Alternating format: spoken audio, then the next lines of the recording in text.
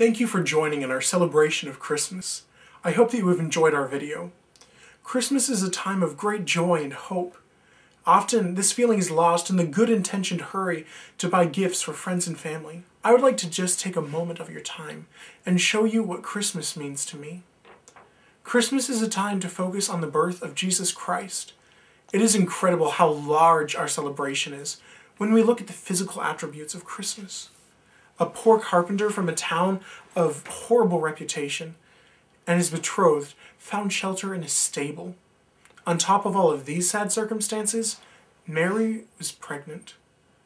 Because she was not married to Joseph, this was a crime worthy of death by stoning.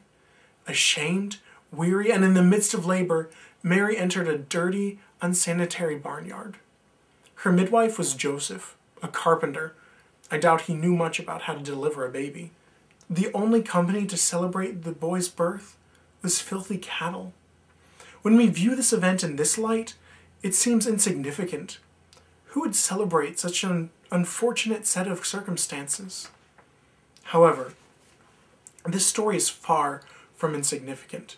Sad, unfortunate, or dark, it was a pivotal moment in history. It is full of hope, grace, and light. But what makes it significant? Surely a newborn sleeping in a feeding trough is not what makes this story great. This symbol of a manger in 33 short years would be replaced by another. Not one of new life, but of death. Not of joy, but of sorrow. Not of light, but of the darkest moment in the babe's life. The cross is a powerful symbol. It replaced the manger. The child lived not only to serve and teach, but to die, sacrificing himself on the cross to save the world he entered into. Again, why is this significant? Crucifixion was a slow and agonizing means of execution. Why to some is it a symbol of hope and freedom? This moment was followed by one even greater and more wonderful than any that had been in Jesus' life. 3 days after he was killed, he rose from the tomb he had been laid in. Resurrection's light shines back on the cross, making it a symbol no longer of death, but of new life. Not of sorrow, but of joy. Not of darkness, but of light. We hearken back to the question still unanswered. Why is this significant? We must look back to the beginning of the narrative. It goes further back than Bethlehem and the stable. This story begins at the creation of our world. Our world was not always filled with pain and disease and death.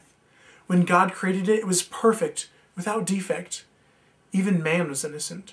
We did not do wrong or have depraved thoughts. We lived with God in perfect harmony.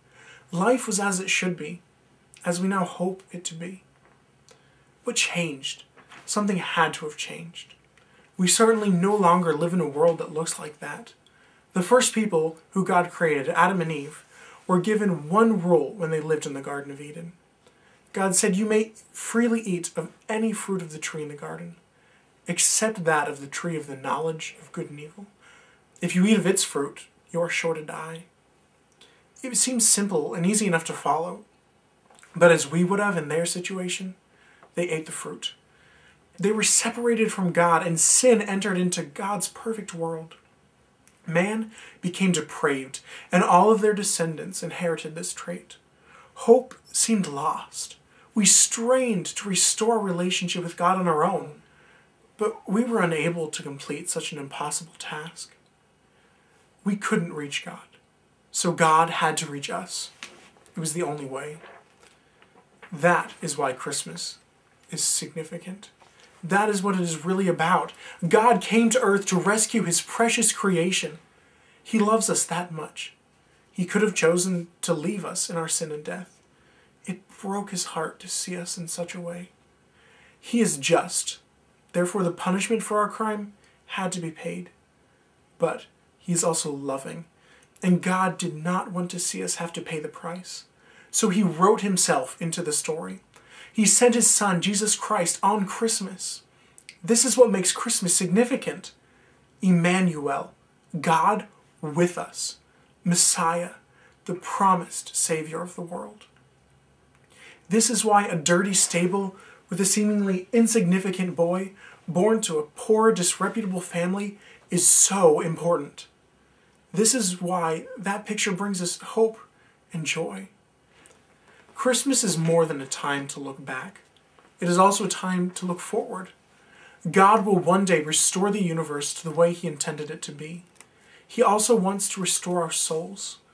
This is an amazing story, and it gives a new perspective to Christmas.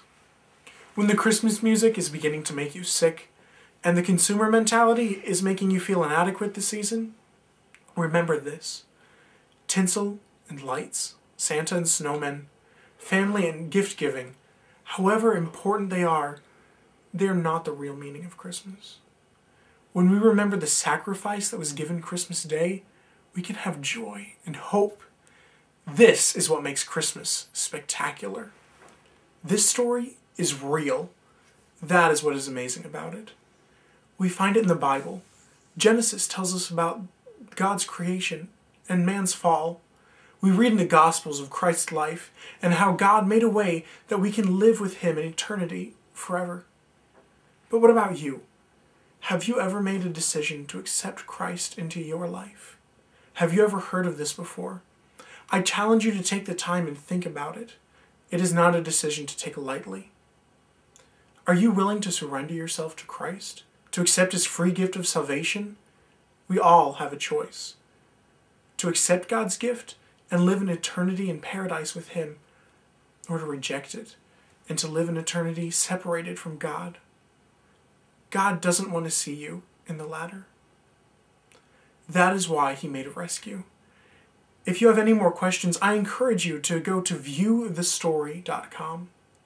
I challenge you this Christmas, every time you see a stable, manger, or nativity, think about what you've heard and remember the choice we all make.